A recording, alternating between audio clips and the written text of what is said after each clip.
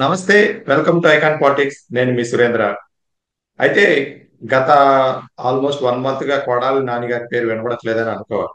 అంతకుముందు heart operation చేశారని ఆ చెప్పేసి అని అన్నారు.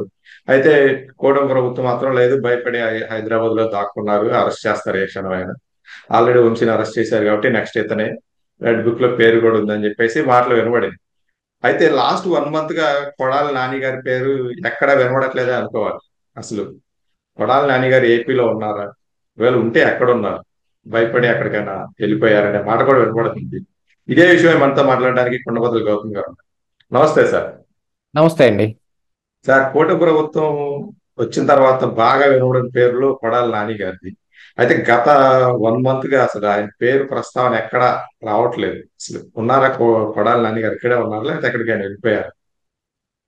యాక్చువల్గా మనకున్న ఇన్ఫర్మేషన్ ప్రకారంగా కొడాలి నాని విదేశాలకు జంప్ అయిపోవటానికి మొత్తం సర్వం సిద్ధం చేసుకుంటున్నాడు, ఇంకా ఇండియాలోనే ఉన్నాడు అనేది ఉన్న ఇన్ఫర్మేషను. యాక్చువల్గా ఏంటంటే ఆయనకి గత నెలలో హార్ట్ ఆపరేషన్ జరిగింది. అది కూడా ముంబైలో జరిగింది. దాని ముందు కూడా జరిగిన ఒక పెద్ద డ్రామా చూసాం. అప్పుడు కూడా చాలా పుకార్లు వచ్చాయి. ఈ ఈ వల్లభనేని వంశీ అరెస్ట్ చూసిన భయపడిన కొడాలి నాని ఇప్పుడు ఇదిగో తనకు ఆరోగ్యం బాగలేదు అని ఒక పెద్ద డ్రామా వేస్తున్నాడు డాక్టర్లందరితోటి కలిసి అని. కాకపోతే డాక్టర్ నోబెల్ ప్రొఫెషన్లో ఉన్న వాళ్ళని మనం ఏం ఆక్షేపించకూడదు, కానీ కాకపోతే ఏంటంటే మరి డాక్టర్లు కూడా వీళ్ళు ఇట్లాంటి రాజకీయ నాయకులకి చాలా మంది పనికొచ్చే వాళ్ళు ఉన్నారుగా. నేను నా కుండబద్దల్లో ఒక వీడియోలో కూడా ఇదే అంశం ప్రస్తావించినప్పుడు కూడా చెప్పాను. ఒక విషయం ఏంటి అని అంటే, ఇట్లాంటి నోబెల్ ప్రొఫెషన్లో ఉన్న వ్యక్తుల్లోనే గతంలో జగన్మోహన్ రెడ్డి కోడికత్తి కేసు తీసుకుంటే వైజాగ్లో ప్రాథమికంగా చికిత్స జరిగినప్పుడు ఇచ్చిన ఒక ప్రాథమిక రిపోర్టులో అది కేవలం మిల్లీమీటర్స్లోనే ఉన్న గాయం హైదరాబాద్ వెళ్ళి ఆయన ఒక హాస్పిటల్లో జాయిన్ అయ్యి దాన్ని అక్కడ ఓపెన్ చేసి పెద్దది చేశారు. సెంటీమీటర్లకి గాయం పెరిగిపోయింది. దానికి ఏదో మెడికల్ టెర్మినాలజీలో కొత్త పేరు పెట్టారంటే, ఎందుకంటే అక్కడ ఈ యుద్ధంలో సైనికులు పోరాటం చేసేటప్పుడు ఏం చేస్తారు, వాళ్ళకి తగిలిన గాయాలను కూడా లెక్క చేయకుండా ముందుకు వెళ్ళిపోతారు. వెళ్ళిపోయి యుద్ధంలో బ్యాటిల్ని మొత్తం ఫినిష్ చేసుకున్న తర్వాతనో లేకపోతే వాళ్ళు ఎక్కడన్నా ఉన్నప్పుడు మెడికల్ ఎయిడ్ వాళ్ళకి దొరికినప్పుడు దాన్ని మళ్ళీ శుభ్రం చేయించుకోవటం అనేది, ఆ గాయాలని చేసుకోవటం అంటారు.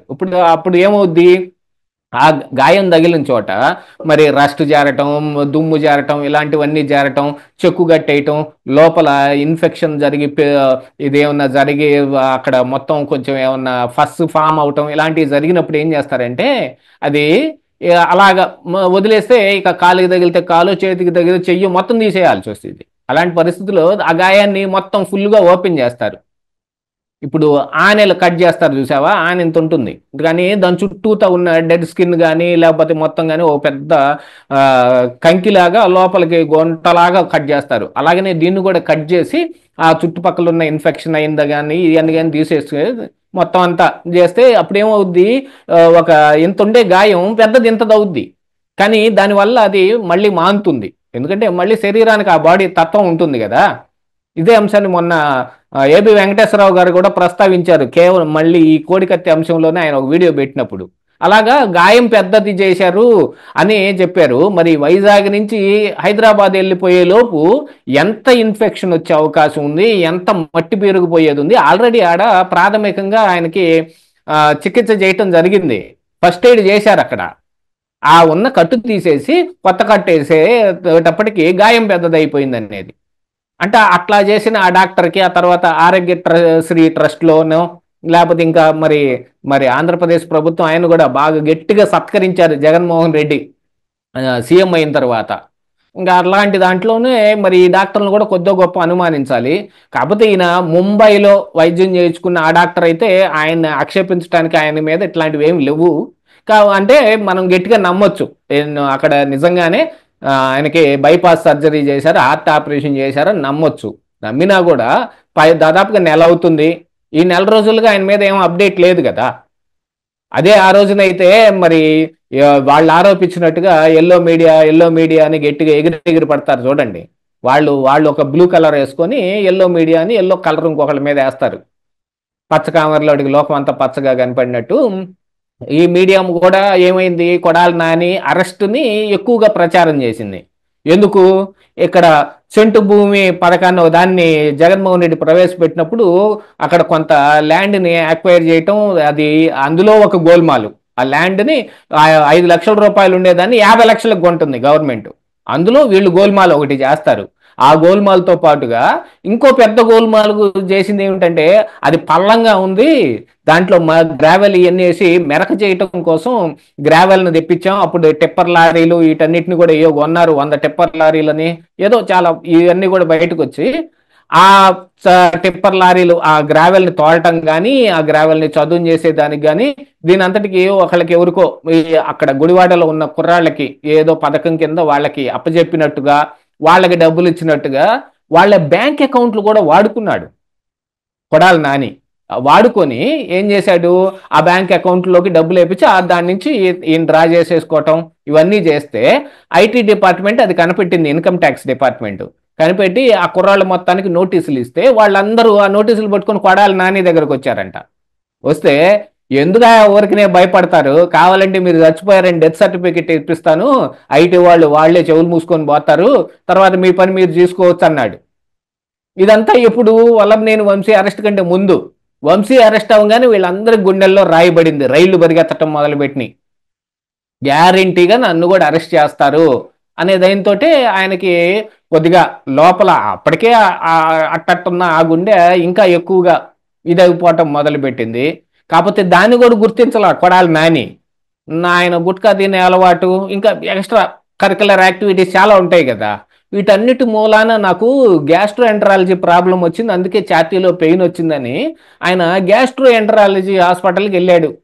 ఏషియన్ ఇన్స్టిట్యూట్ ఆఫ్ గ్యాస్ట్రో ఎంటరాలజీకి వెళ్తే ఆడవాళ్ళు తేల్చారు, ఇది గ్యాస్ట్రిక్ ట్రబుల్ ఏం కాదు, హార్ట్లో ఈ మొత్తం 4 కవాటాలు ఉంటే 3 మూసుకుపోయినాయి, మొత్తానికి ఇప్పుడు మామూలుగా అయితే స్టంట్ వేస్తారు, అలా స్టంట్ కాదు బైపాసే చేయాలన్నారు. కాకపోతే అక్కడ చేసే వ్యవస్థ ఇదంతా ఉన్నప్పటికీ కూడా మరి ఆయన ఏందో ఎయిర్ అంబులెన్స్లో ముంబై తీసుకెళ్లారు. కానీ అప్పుడు ఒక పుకారు కూడా వచ్చింది, ఎయిర్ అంబులెన్స్లో ముంబై కాదు ఈయన వెళ్తుంది, అమెరికానో ఎటో దాటేసుకొని పోవటానికి ప్రయత్నం చేస్తున్నాడు ఈ కేసులు బాధ మీద వీటి మీదనే అని. కాకపోతే ఆయన ముంబైలోనే దిగాడు, శస్త్రచికిత్స అది చేయించుకున్నాడు.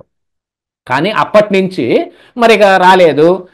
ఆల్మోస్ట్ ఆల్ 1 month 1.5 months అయింది అనుకోండి, మరి డాక్టర్లు కూడా గట్టిగా ధృవీకరిస్తారు కదా, ఇప్పుడు చేశారు, గాయం మారింది, లేకపోతే గుండె బాగానే ఉంది, ఇవన్నీ అయినప్పుడు మళ్ళీ అరెస్ట్కి రావచ్చు.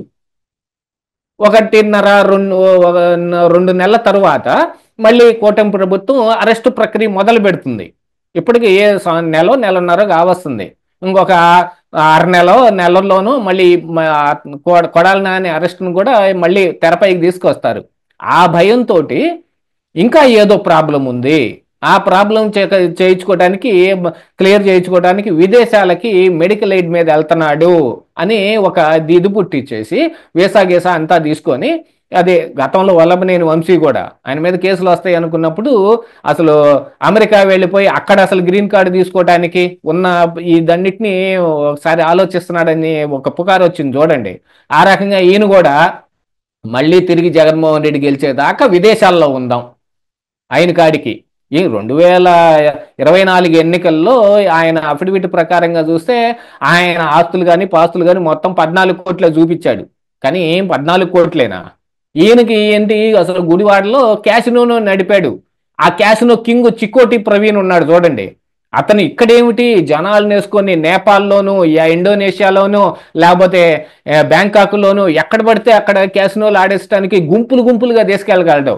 అట్లాంటి వాళ్ళందరూ ఈయనకి మరి సహాయం చేయటానికి ఉన్నారు కదా, అందుకని జంప్ టు విదేశాలు, ఎక్కడికైనా ఫారెన్ వెళ్ళిపోతే జగన్మోహన్ రెడ్డి తిరిగి గెలిచేదాకా రాకుండా ఉండొచ్చు. ఒకవేళ అరెస్ట్ చేయాలన్నా కూడా ఇప్పుడు ఏదో రెడ్ కార్నర్ నోటీసునో ఇంకోటనో ఇక్కడ దాకా వచ్చి ఏడు నుంచి తీసుకెళ్ళాలి కదా, తీసుకెళ్లాలన్నప్పుడు అప్పుడు మళ్ళీ అక్కడ హాస్పిటల్లో చేరతారేమో. అయితే దీనికోసం అని ఇండియాలో ఉంటే అరెస్ట్ ఖాయం అనేది వీళ్ళందరికీ బాగా తెలుసు. దాని మీదట విదేశాలకు ఖచ్చితంగా పారిపోవటానికి ప్రయత్నాలు చేస్తున్నాడు అనేది రూఢిగా తెలియవస్తున్న ఒక సమాచారం అన్నమాట. ఓకే సార్, చూద్దామండి ఏమవుతుంది అనేది.